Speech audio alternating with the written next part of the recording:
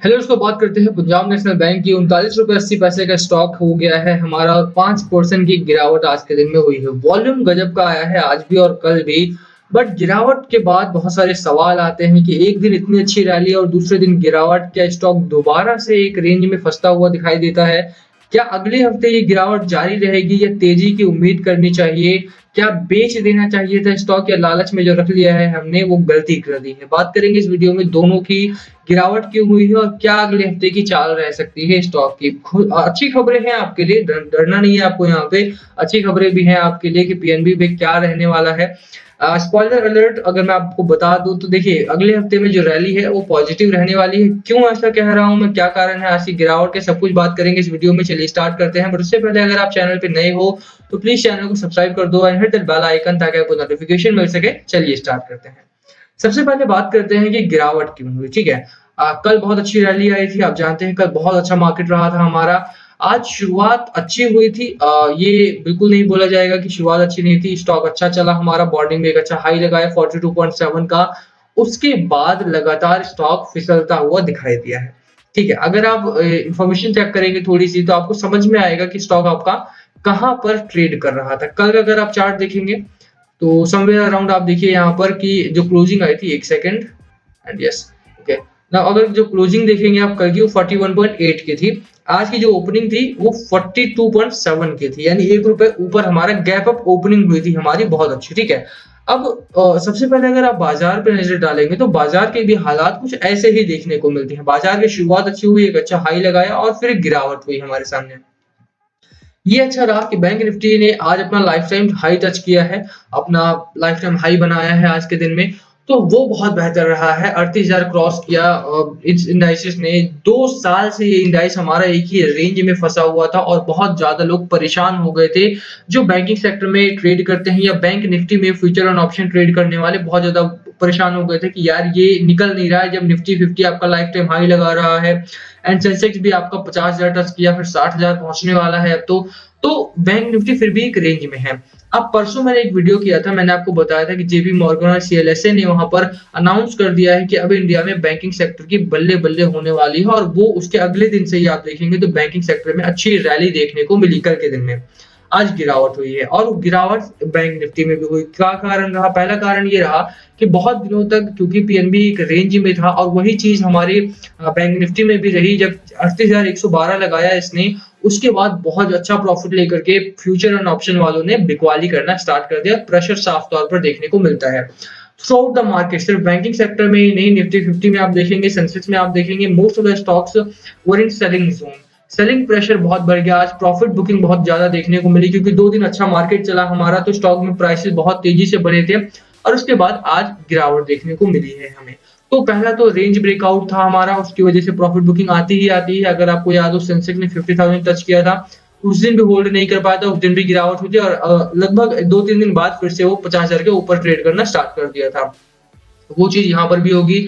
और क्योंकि banking sector इतने दिनों से डोरमेंट स्टॉक्स बने हुए थे और आज एक अच्छा ब्रेकआउट मिला है, तो उसकी वजह से थोड़ा सा पीएनबी में प्रॉफिट बुकिंग देखने को मिली। सबसे पहली चीज अगर आप देखेंगे तो ये स्टॉक पहले ही आपका ओवरबॉट जोन की तरफ बढ़ चुका था, है ना। और जो कैंडल कल की थी हमारी, अब पहले ही बॉलिंजर बैंड से out of Bollinger band candle बन चुकी है और दूसरी कैंडल भी आपकी शुरुआत यहाँ पर हो रही है, तो वो टिकेगी नहीं। वो आप जानते हैं कि सेलिंग प्रेशर यहाँ पर काफी आता है अगर आप आउट ऑफ बॉलिंजर बैंड की कैंडल है तो पहला कारण हमारा वही रहा कि यार ये यहाँ पे रुकेगा नहीं, और वो गिरावट हुई हमारे सामने और रेंज में था।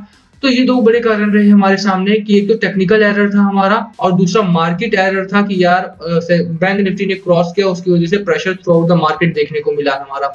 ठीक है, तो टेक्निकल एरर और मार्केट एरर, हमारे 2 तरह के एरर्स थे यहाँ पे आज के दिन में मार्केट में। अच्छा, एक और पॉपुलर थ्योरी भी फैली है आज के दिन में कि मार्केट में ऑपरेटर्स का प्ले था आज के दिन में, बेयर कार्टेल का प्ले था आज के दिन में, और बेयर कार्टेल ने माल दबा के बेचा है। ये कारण है कि बैंकिंग सेक्टर में भारी भरकम गिरावट हुई है और यही कारण है कि बैंक निफ्टी भी होल्ड नहीं कर पाए। तो देखो यार, इस तरह के जो ऑपरेटर्स मैनिपुलेशन जो है, इन सारी थ्योरीज को अगर आप तूल दोगे तो आप फिर स्टॉक मार्केट को सीख नहीं पाओगे। ये सही है कि ये लोग हैं, एग्जिस्ट करते हैं, काम करते हैं, बट आपको तो नहीं पता कब वो एक्टिव होंगे, कब वो डोरमेंट हो जाएंगे। इसीलिए जरूरी यही है कि आप चार्ट पैटर्न पर यकीन करो, चार्ट पैटर्न को देख करके अपनी ट्रेडिंग प्ले करो, वो ज्यादा बेहतर रहेगा आपके लिए। ठीक है, तो पहला कारण मार्केट एरर, दूसरा कारण टेक्निकल एरर हमारा, दोनों की वजह से। अब यहाँ पे ऊपर बोलिंजर बैंड से बाहर की जर्नी कभी भी नहीं करता है आपका स्टॉक। अगर आप पीछे भी थोड़ा सा जा करके देखेंगे तो आपको समझ में आएगा कि यार ये चीज जो है वो बहुत लागू होती है और ये चीज आपको ध्यान में रखना चाहिए। अगर कभी भी बोलिंजर बैंड के बाहर की जर्नी हो रही, जैसे यहाँ पर हुआ कि बोलिंजर बैंड के बाहर की कैंडल बनी, दूसरे दिन कैंडल गिरावट की आई, तीसरे दिन उसके अंदर की आई और चौथे दिन भी गिरावट, और उसके बाद शुरुआत हुई दोबारा से रैली। तो इसी तरह का मोमेंटम यहाँ पर होने की उम्मीद आपको करनी चाहिए। स्टॉक आपका एकदम से भागने की कोशिश कर रहा था और उसकी वजह से प्रेशर में ऊपर तो चला गया, बट अगले ही दिन नीचे भी आया। और ये सिर्फ इसमें नहीं हुआ है, कल बहुत ज्यादा बैंकिंग सेक्टर के स्टॉक भागे थे, चाहे वो आईडीबीआई बैंक रहा हो, चाहे वो बैंक ऑफ बड़ौदा रहा हो, आईडीएफसी फर्स्ट बैंक रहा हो, इंडियन ओवरसीज बैंक रहा हो, और आज सब में गिरावट हुई है। बट ये अच्छा रहा है कि कल के जो गेन्स थे आपके वो वाइप आउट नहीं हुए हैं, ठीक है। तो वो लेकर के बैठना है आपको। अगले हफ्ते क्या होने वाला है उससे पहले दो बड़ी खबरें उन पर नजर डाल देते हैं। पहली खबर, पीएनबी ने अपने आरएलएलआर को कम कर दिया है, 6.55 कर दिया है, और ये अच्छी खबर है, ये बहुत पॉजिटिव खबर है। इनके लोन्स में थोड़ा सा तेजी देखने को मिलेगी और इनके लोन बुक में थोड़ा सा हेल्थ आएगा। अभी गवर्नमेंट ने बैड लोन का कॉन्सेप्ट जो लॉन्च किया था उसके लिए 30,600 करोड़ रुपए अनाउंस कर दिए हैं कि जिनके पास भी एनपीए ज्यादा है वो खरीद लिया जाएगा बैंक गवर्नमेंट ऑफ इंडिया की तरफ से। तो वो भी दूसरी बड़ी अच्छी खबर थी हमारे लिए।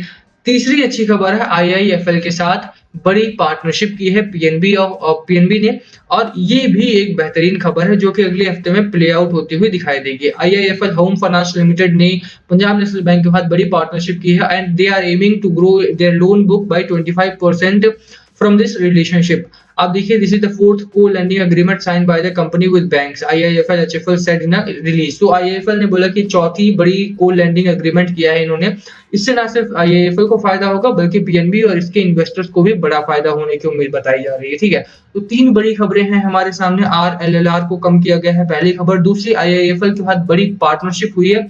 तीसरी खबर कि निर्मला सीतारमन जी ने ऑलरेडी बेड बैंक का जो कॉन्सेप्ट लॉन्च किया था उसके लिए 30,600 करोड़ रुपए का सैंक्शन कर दिए हैं। तो वो तीनों ही खबरें मिलकर अगले हफ्ते प्ले आउट होती हुई दिखाई देंगी। स्टॉक आपका ऑलरेडी मतलब बोलिंजर बैंड के अंदर आ गया है। जर्नी अच्छी रहने वाली, स्मूथ जर्नी रहने वाली है, टेंशन लेने वाली बात नहीं है। 42 रुपीज का पहला आपका यहाँ पर रेजिस्टेंस जोन होने वाला है। खरीदारी करने की सलाह मेरी नहीं रहेगी। हाँ, अगर आपने बाइंग नहीं किया तो खरीदारी कर सकते हो बिल्कुल, बट अगर आपने बाइंग कर रखी है तो और ज्यादा माल उठाने की कोशिश मत करना, वो ज्यादा बेहतर रहेगा। बाकी अगले हफ्ते में बैंकिंग सेक्टर में दोबारा से जो उम्मीद थी, रैली थी, वो वापस आने वाली है। तो उसके लिए तैयार रहो, बने रहो बाजार के साथ। बाजार का सेंटीमेंट अच्छा है, अगले हफ्ते में दोबारा से 38,000 क्रॉस करने की एक्सपेक्टेशंस कर रहे हैं सभी, और वो होगा भी, आप देख लेना। बात एफआईआई की करें तो एफआईआई अच्छी खरीदारी कर रहे हैं और इसी का नतीजा है कि कल बाजार बहुत बेहतर चला था। और आज की भी बात करें तो बाजार में थोड़ा सेटलमेंट जरूर हुआ है, बट दैट डजंट मीन कि आप बोलना स्टार्ट कर दो कि बैंक मार्केट ने डुबा दिया आपको, ठीक है। कल का गेन है, अभी भी आपको वाइप आउट नहीं हुआ, अभी भी आप पॉजिटिव में ही हो। अगर आपने कल मॉर्निंग में भी खरीदारी की थी तब भी, ठीक है। तो बने रहिए। 50 रुपीज का टारगेट था आपका पहला एंड 56 का दूसरा टारगेट था शॉर्ट टर्म का, तो उसके साथ बने रहना है, होल्ड करना है स्टॉक को। खरीदारी वो लोग करें जिन्होंने बाय नहीं किया है। वीडियो यहीं खत्म करेंगे, पसंद आए हो तो लाइक करना, चैनल पे नए हो तो सब्सक्राइब किए बिना मत जाना। Thank you for watching and please comment भी अगर कुछ पूछना हो तो। Thank you.